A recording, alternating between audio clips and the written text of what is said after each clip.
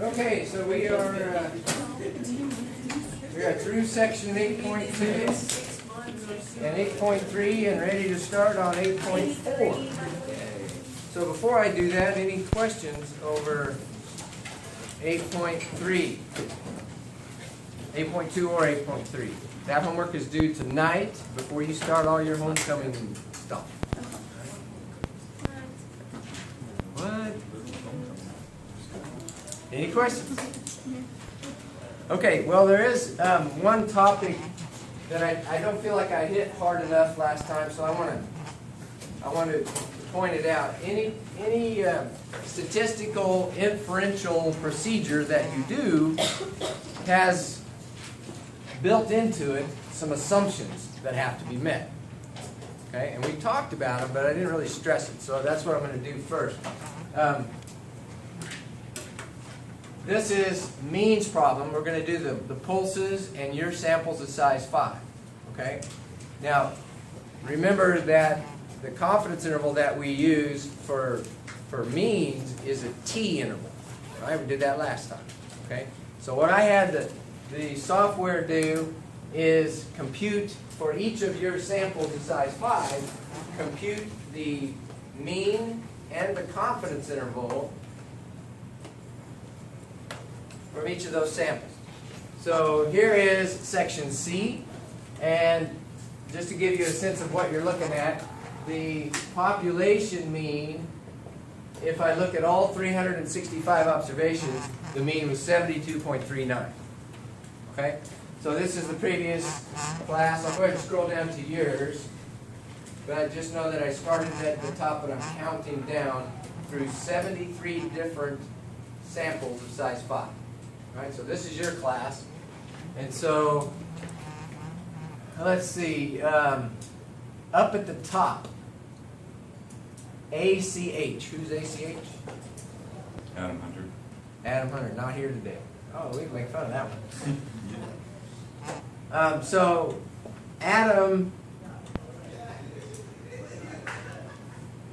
pardon me while I was pausing, I was looking at standard deviations. But the top one has, Adam has X bar equal 78. And see the column that says lower and upper? Those are your lower and upper bounds of confidence interval. So his confidence interval goes from 60.62 to 95.38. Okay? Now, does his confidence interval contain the true population mean? Yeah. So we can't make fun of me. He got it right.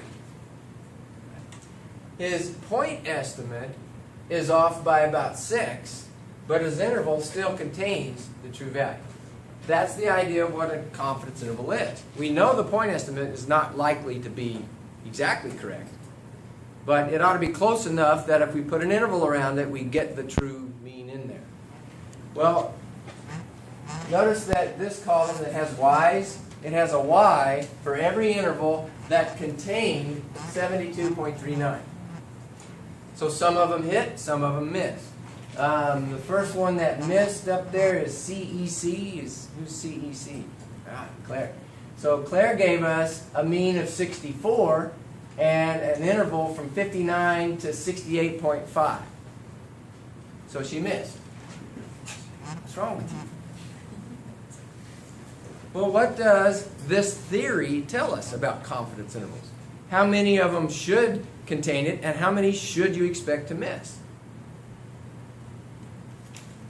By the way, these are 95% confidence intervals. So what does that mean to say I'm 95% confident? 5%.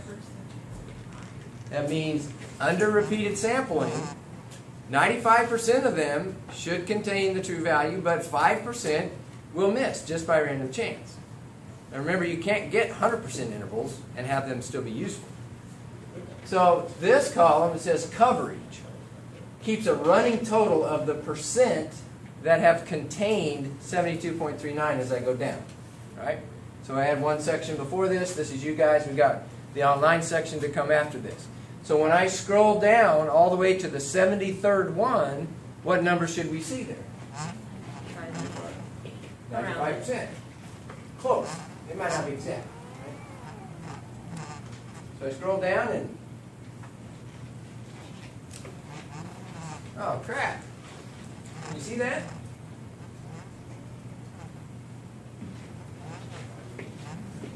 Only 80.8% of your intervals contained the population mean.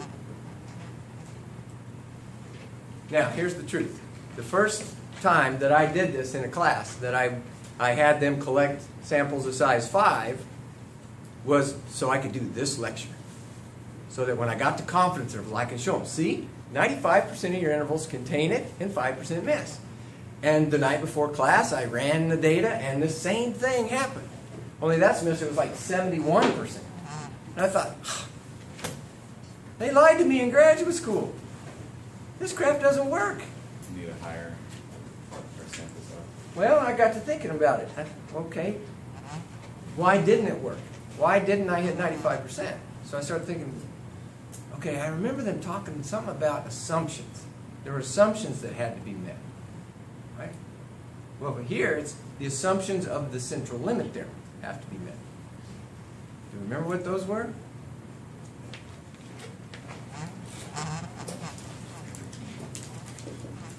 What does the central limit theorem say? What's the if part of the central limit theorem? Okay, if you have samples of at least 30 or you have a normal distribution. Do we meet that here? Clearly we don't have samples of 30. We got samples of 5. But what about normal distribution? Yeah, they're pulses. They're pretty normal. So we're good on that.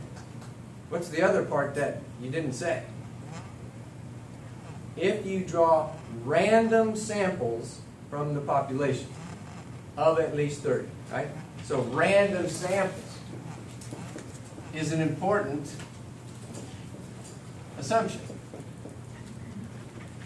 And then n greater than or equal to 30 or normal. Right? This is really abbreviated, but that's the if part of the central limit theorem. So those are our assumptions. Right? Now, so that night when I was looking at it, I thought, okay, we got the N30 and then we got the normal thing, so that's good. So something must be wrong with our sampling technique. Did we do convenient random sampling? Yeah, did you do convenient samples or did you do random samples? You did convenient samples. And it never was, this point was never made clear to me in graduate school. I got a PhD in this stuff. And they never ever pointed out how important that assumption of random sampling is. I never understood. But I got to thinking about it. Well, if there's something wrong with random sampling, something wrong with doing convenient sampling, if my intervals are not containing the true value often enough, what does that tell me about the intervals on average? Are they too long or are they too short? Too short, because they're missing more often than they should, right? Okay, so what dictates the width of the confidence interval? Well, here we go. Remember the confidence interval is x bar plus minus a t-critical value times the standard deviation over the square root of n. So this part dictates the width of it. Right? The t-critical value is a fixed number. It just depends on your sample size. Right? So that's not it. So it's here. Something's wrong with this. If the intervals are too short, this is too small. So standard deviations must be too small. The standard deviations in convenience samples are smaller. They are biased downward from the population standard deviation. And look at the first one I pointed at. Let's go back up to that page. Claire's sample that missed. What was the CDC? There it is. Look at her standard deviation. 3.7. Do you remember what the standard deviation was for all 365? So we'll call that our population standard deviation. You should have this memorized by now, because I show it all the time. 12 something. It was 12.47. So her estimate of standard deviation was 3 point something instead of 12 point something. Way too small. And if you look at all the ones that miss, most of them, not all, but most of them have too small of a standard deviation.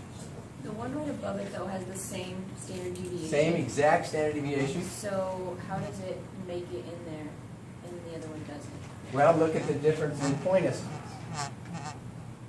What about this point estimate of 74? It's real close. So the interval could be too narrow and still get it. Still get 72.39. But Claire's was off by 10, or off by 8.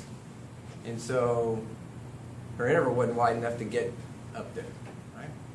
So now, think about it. I want you to go through the same thought process that I had that night working on my computer. What is it about convenience sampling that makes the standard deviation too small? See, this is statistical thinking. You have to learn to think statistically. What is standard deviation? A measure of what?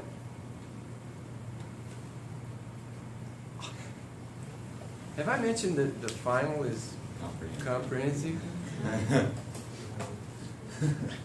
What is standard deviation a measure of?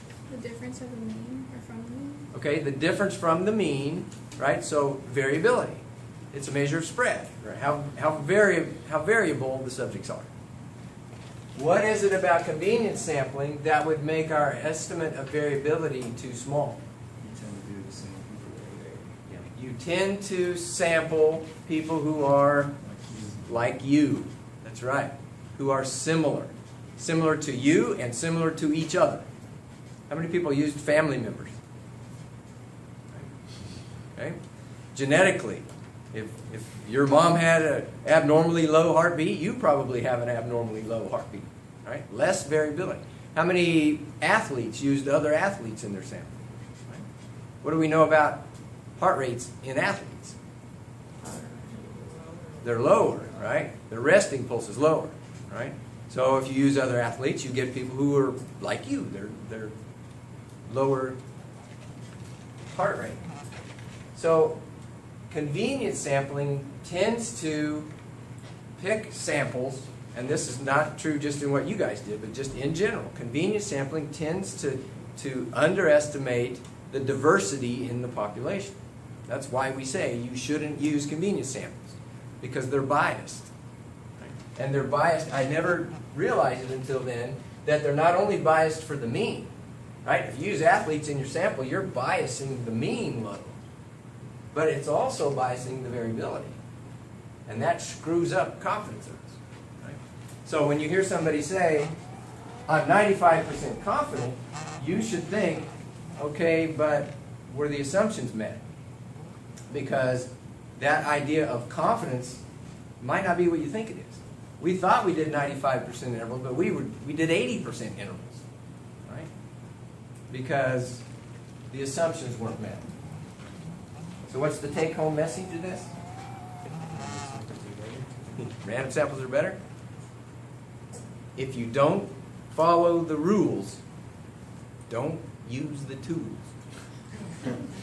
I made that up. If you don't follow the rule, and the rule says you need to use random sampling. Don't apply statistical techniques that really can't be used in that scenario. Right? There are other statistical techniques we won't learn in this class that can accommodate missing that. But nothing can take you back from that. As a statistical consultant, that's one of the first things I ask people when they bring me their data is, how'd you draw your sample? Well, I just picked some that looked good. So you didn't randomly choose them? Well, it's random enough. It's probably not. And I have to tell them, go back home. Start over. They don't like hearing that, so I don't really say it to them. But then they won't pay you. I'm just kidding. But statistical inference has assumptions. So today, we're going to do section 8.4, which is more of the same, but for proportions rather than means. But it has assumptions as well. So confidence intervals for population proportion. And remember, we denote that with a P for population proportion. Okay? So now, to start this discussion about confidence intervals in proportions, we better start with the assumptions. What are the assumptions needed?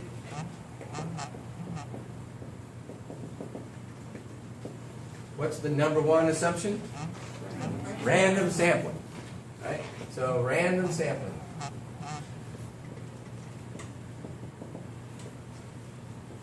Then the second assumption, do you remember the central limit theorem when we went to proportions? We had a central limit theorem for x bars and we had a central limit theorem for p hats.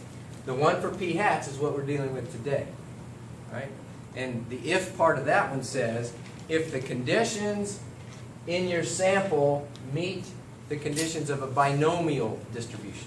So you need to be counting the number of successes in a fixed number of trials, and those trials need to be independent and all those things. Right? So binomial distribution applies.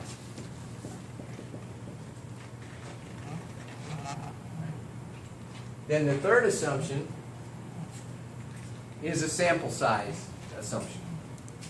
Now over there, those two are lumped together. We said either it's normal or you have a sample size criteria. But here we already said it's not normal, it's binomial. So now we have to have a sample size criteria. And that is, we've done it before when we did central limit theorem, but it's n times p greater than or equal to 5 and n times 1 minus p greater than or equal to 5. Only now we don't know what p is, so we will put a hat on it. So in English, that your mother would understand, what does these two things say? I know that wasn't good English. Equal to or greater than 5 successes and failures. Okay. 5 successes, at least 5 successes, and at least 5 failures.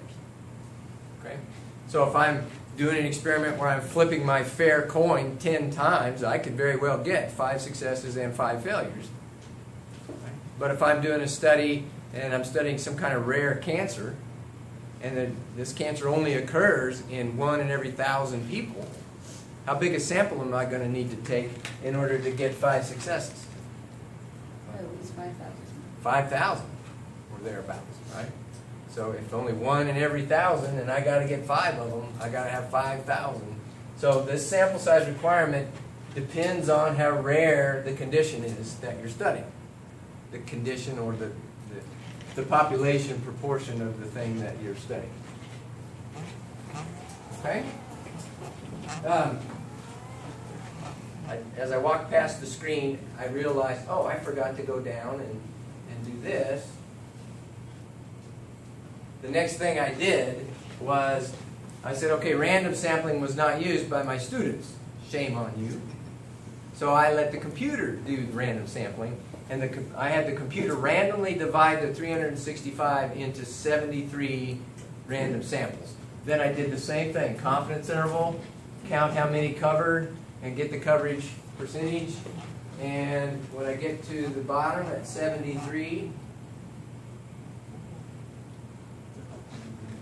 it wasn't exactly 95, but you can't get exactly 95% of 73 as a whole number, and so it was 95.9. If I did all possible samples, not just 73, but I did all, I think we computed it was 52 billion, something like that, 52 billion possible samples, then it would be 95% to 8 decimal places or something. Right? So it works if you use random sampling.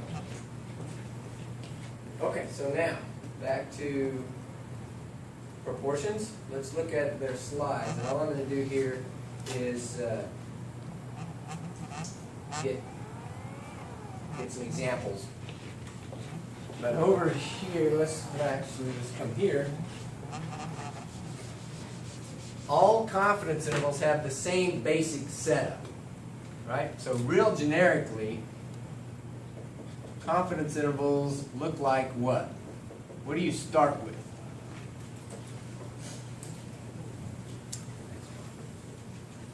I heard somebody whisper X bar. Yeah. And that's right if it's a means problem. But it's not right if it's a proportions problem. So let's say more generically, what is X bar? It is a point estimate. So you're going to start with a point estimate of the thing you want to estimate. Right? And then you add and subtract what? And again, just in a real generic sense. What do we call this thing we add and subtract? Margin of error. Margin of error. And we denoted that with a capital E. Right? So margin of error. Now the margin of error has two pieces in it. And it is the critical value times the standard error of the point estimate. So all confidence intervals are built like this. So from now on, the rest of your life, when you read a problem and you're supposed to do a confidence interval, the first thing you should ask yourself is this a means problem or is this a proportions problem? Because if it's a means problem, you get different point estimate, different standard error. You get different formula.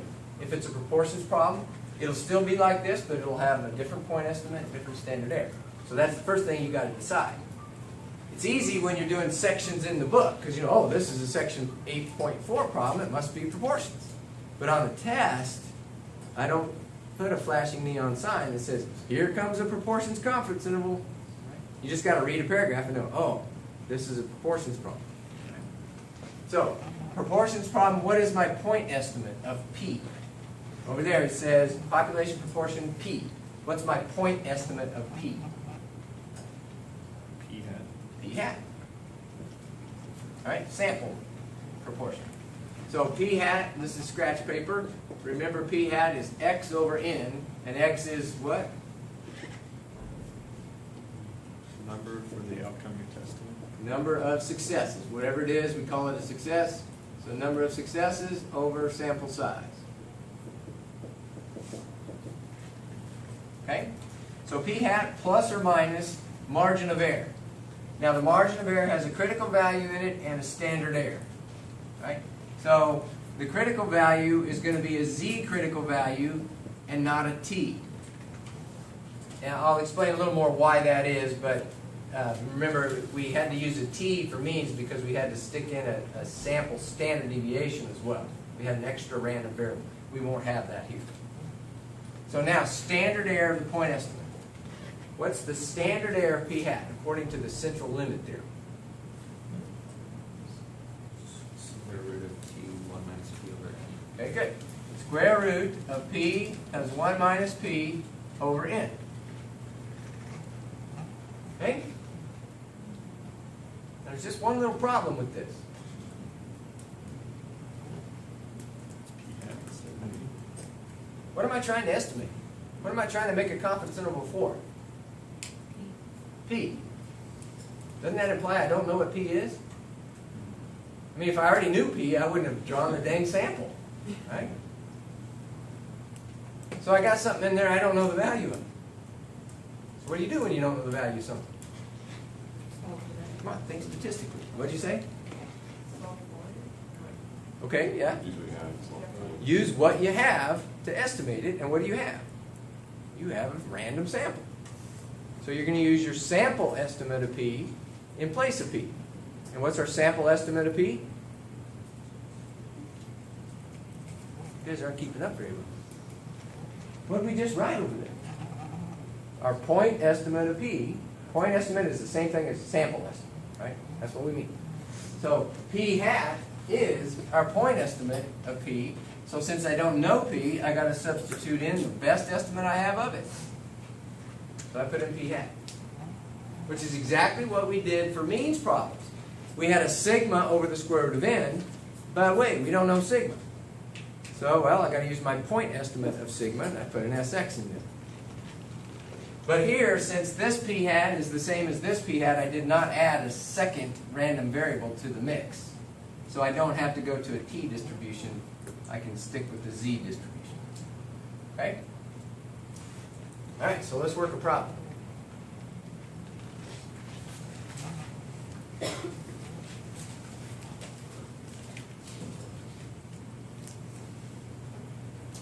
Here it says, a survey of 345 randomly selected students at one university found that 301 students think there is not enough parking on campus. That's timely, wasn't it? Anybody else have trouble parking today? I had to circle the parking lot like a buzzard for about 20 minutes. Finally got a spot. First thing you should do is check the assumptions. Random sampling? Yep, it says randomly selected students. Okay, so we got random sampling. Binomial distribution? Yes, sir. Yeah, we're counting the number of successes in a fixed number of trials, 345 trials, right? Two possible outcomes. They either say yes or no, and they're going to be independent. We have to be willing to make that assumption that the students we're asking are independent of each other. But that's reasonable. So assumptions are met. Now we need to calculate p hat. So p hat is x over n. And that's 301 successes over 345. So that is, they've done it for us at the bottom of that slide, 0.8725 if I go to 4 places. Okay? Now, fill those numbers in. You've got every number you need here. Well, almost. What about Z crit? They want 90% confidence. So I need to figure out what Z critical value is. Now remember I said I recommend that on your next cheat sheet you have the big three, 90, 95, and 99 Z critical values up in the corner. So then you don't have to look them up. Right? But to look it up, how would I do that? Okay, inverse norm. What did you say? Yeah, you start with a picture, and 95% in the middle leaves how much? 5%. So what do I enter here? Oh, this is 90%. I said 95%. 90% in the middle leaves 10%, and on each end, each tail will be half the leftover area. So I got 0.1 left over, so I'm going to put 1 minus 0.9 divided by 2 into the inverse norm. If I don't tell it a mean and a standard deviation, it assumes standard normal, which is what I want for z-scores. So what does it give me? 1.645 if I go to 3 places. And it has a negative on it, and so what do you do with the negative? You just ignore it, because you're doing plus or minus anyway. Right? So that number is 1.645. And has everybody got what they need here? I'm going to erase it so I got my own way. So p hat is 0.8725 plus or minus 1.645 times the square root, and then just fill in p hat and n.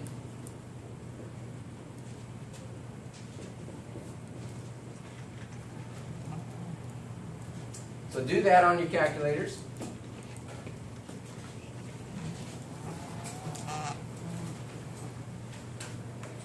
And I've told you the trick about once you do one of them, you can do second function enter to pull back up the last thing you did. Then you just arrow to the minus sign, change it to a plus sign, and hit enter again, and it'll work.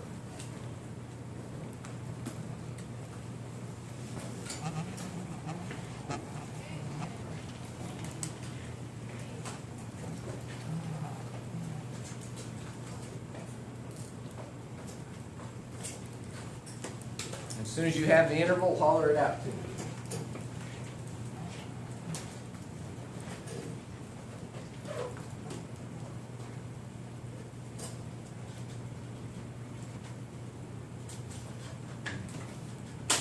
The lower one is 2.517. 2.517. 0.7. Does that, think about, Oh, Does it's that make sense? upper, right up. does that number make sense? Something's wrong, right? Because this is a proportion, it has to be between 0 and 1. And you gave me a number that's not between 0 and 1. So something's wrong, and it's almost always how you do, oh yeah, you didn't do, Oh. you didn't do wow, all I this. did not see that entire tail. Jeez. The lower one is 0.796. 0.796, okay? Now, the exercise I just went through with him, I'm harping on this all the time, but when you give an answer, look at your answer. Does that seem right? Does that seem in the ballpark? Okay, what's the upper bound? 0.902? Okay? I don't think the first one's right. I got 0.843 for the lower. Correct. Okay, that seems familiar. 0.843. When he said 902, I remembered that from last class. Yeah, that was right. But when you said the first one, I don't remember, but maybe it is. 0.796 is not that far off, so I probably wouldn't catch it just by going, well, that doesn't make any sense. It's fairly close. But I don't even know who threw that number out, but do you see what you did wrong? Has anybody found the mistake? Usually it has to do with where you put parentheses. And one of the common mistakes is not making sure that the 345 is inside the square root. If you take the square root of the top and then divide the answer by 345, you get wrong numbers. I actually only put a minus between the 0.8725 and then the next big next line. Got it. Okay? Well, it's interesting that you're that close. That seems like a major mistake. Okay, does everybody understand that? Now, if you can compute those numbers and get them right, I'll be really proud of you. But you haven't got all the points yet. What do you have to do to get all the points? You got to interpret what that means. 0.84 what? What's the interpretation of that confidence interval?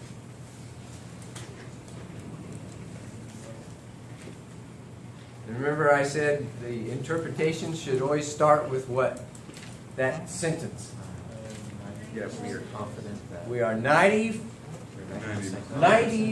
confident that the population proportion, the thing we're trying to estimate, the population proportion is contained in that interval. So from this interval, I can say that I'm 90% confident that somewhere between 84% and 90% of our students feel that there's not enough parking on campus. Right? And then usually, not always, but usually in practice, you would then make some kind of a broader inferential decision based on that.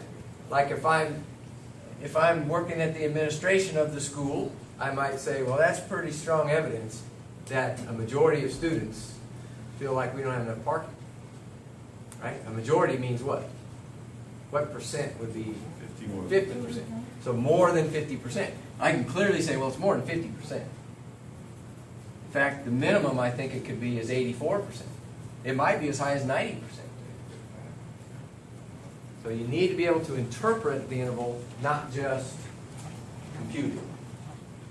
Okay, now here's another one. So I want you to do this one on your own. I'll read it for the camera in case they can't see it. It says, in a recent study, 820 American adults were surveyed and 61% said they would travel less this year for non-business trips than last year. Find the 95% confidence interval for the true population proportion. Oh, darn it. Before you do this one, I meant to now do this one using the automatic function in your calculator. Right? And then we'll do this one using that automatic function. Right? So that automatic function is, it's called 1 prop z int. So if you push the stat button, go over to tests, and go down till you get to 1 prop z int. think I said test a minute ago, but I should say int. Right? So the way to, this is pretty cryptic abbreviation, but the way to interpret it is the one means one sample or one proportion. You'll notice in your calculator there's a 2 prop also. We'll get to that in the next chapter when we do 2 proportions.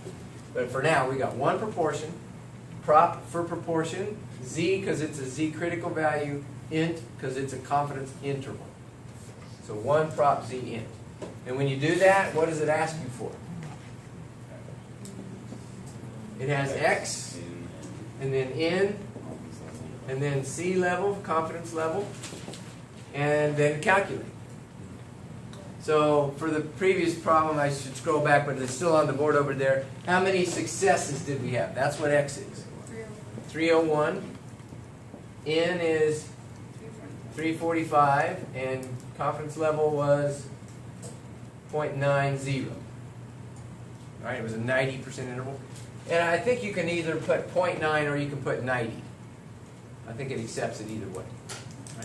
So do that real quick, hit calculate. You should get the same interval we got over there, only it'll have more decimal places of accuracy.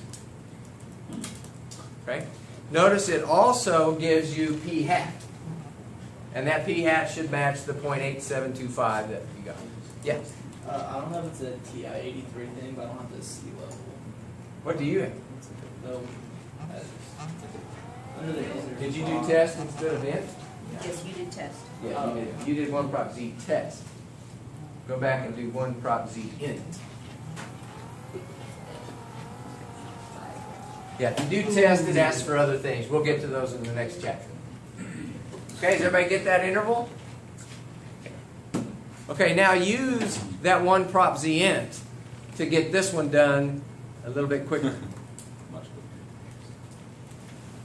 But I'll warn you, there's a little wrinkle in this one, and that's why I picked this one as an example to do.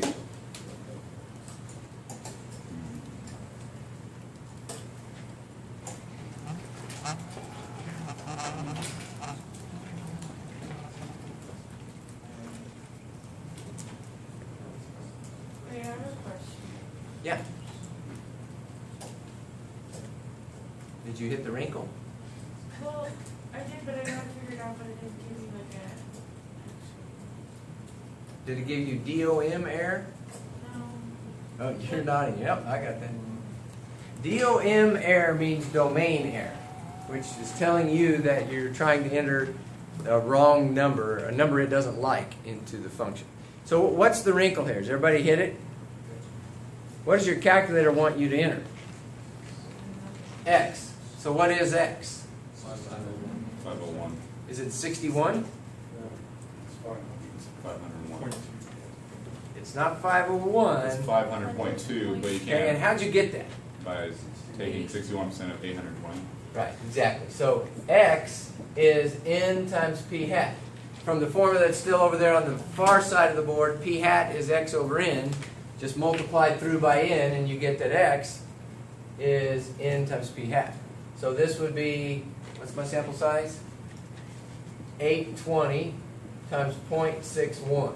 And I forgot to say, what I like to do is I like to organize my information. What did they give me? So I read the paragraph. They gave me N is 820. That's the first number I came to. Then they gave me 61%. So you have to say, well, that's P hat. They gave me P hat. They didn't give me X. So I got to solve for X. Now you can enter this right in your calculator where it says X. You can type in 820 times 0.61. But then you got to change it to a whole number because it won't like if you have decimals. So you get, this is 500.2. Okay? So then you round to the nearest whole.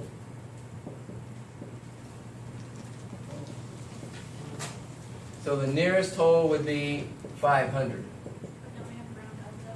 You do that for sample size, which we're going to do in just a second. But here, you're rounding to the nearest whole because that's what they did with their p hat. They rounded to the nearest percentage.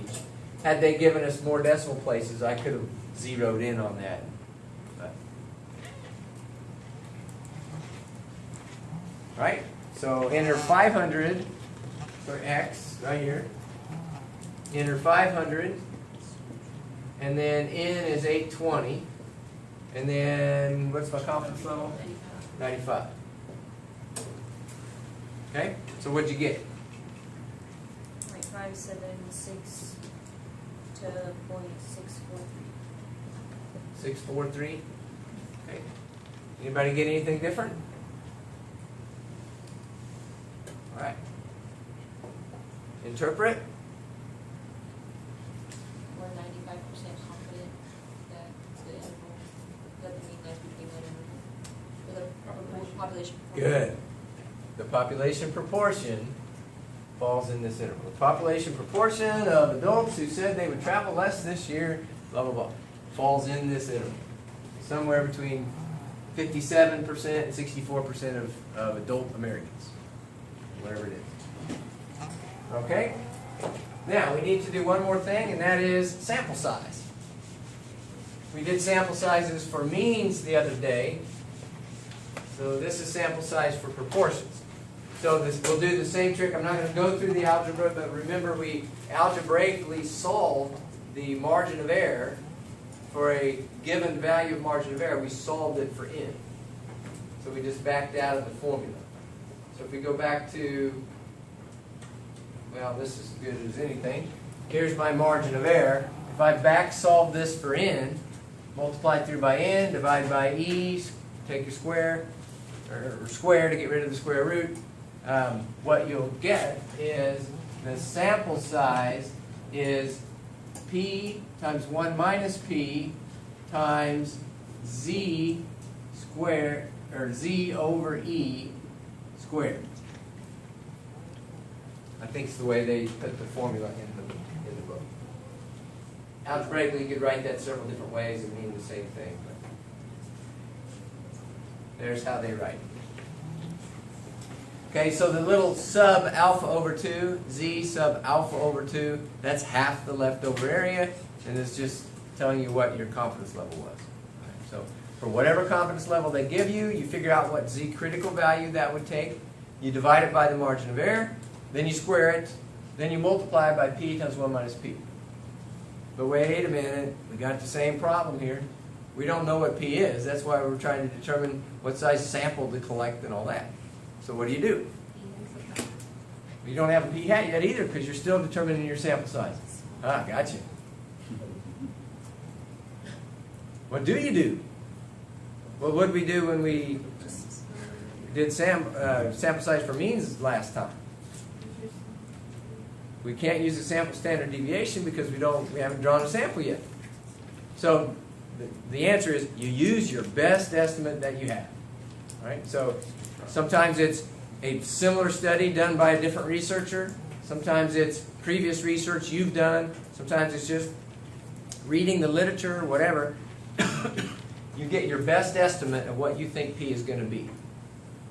Now, for proportions, we have an added bonus that makes it a little bit easier. If you don't have a good estimate, if you look at just this part of it, that's a parabola, upside down parabola in p that has intercepts at 0 and 1. So halfway between at 0.5 is where that thing's going to be maximized. So sample size will be maximized at 0.5. So if you don't have a good guess, I have no idea what percent of people are going to say this. Well, so I'll put in 0.5, 50%. And that'll give me a sample that I know is going to be big enough. It's probably going to be bigger than I need, but at least I know it'll give me the margin of error I need. There's no way to do that for standard deviations because there is no limits. It can be anything. But here it's limited by 0 and 1. Okay, so let's work a problem.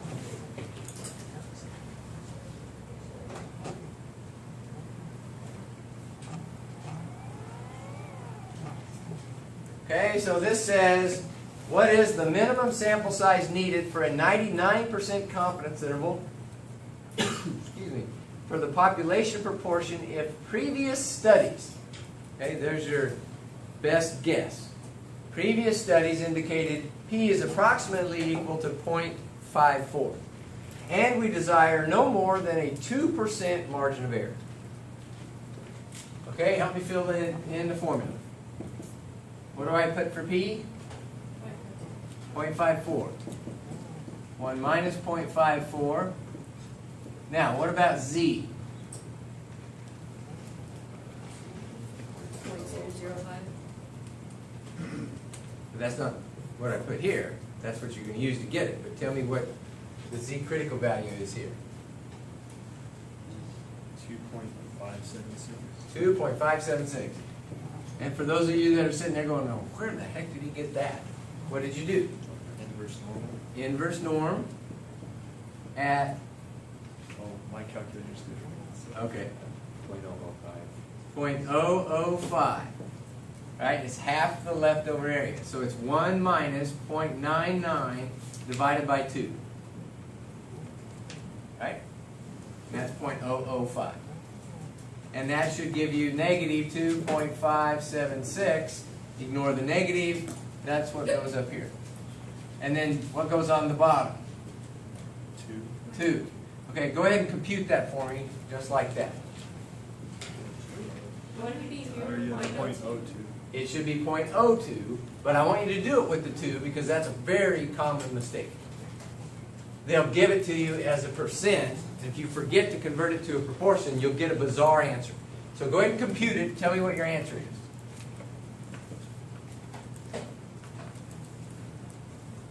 Jacob, you already got it?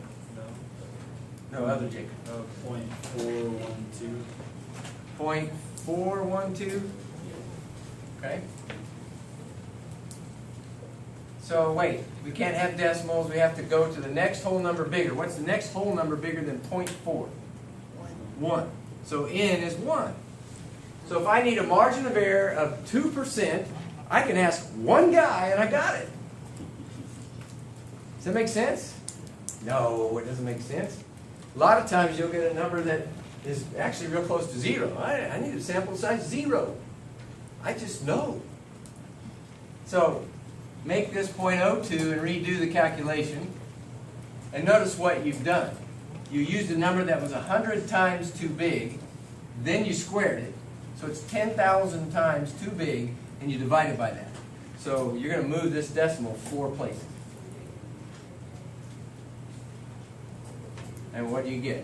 4,141. 21. Is that rounded to the nearest whole already? Okay. Everybody understand? And notice that that's a really big sample. If you want a margin of error of 0.02, plus or minus 2%, you need a big sample to do that. Proportions are hard to estimate because they're so variable. So when you read the newspaper or you see on TV that they're doing all these political ads, look at the bottom. Now the rest of your life you should be looking at the bottom. It'll say margin of error, and it'll almost always be either 3%, 4%, or 5%. It's rare they go down to 2% because it takes such a big sample to do that. All right. That's all I got for you. Have a great weekend. Enjoy homecoming.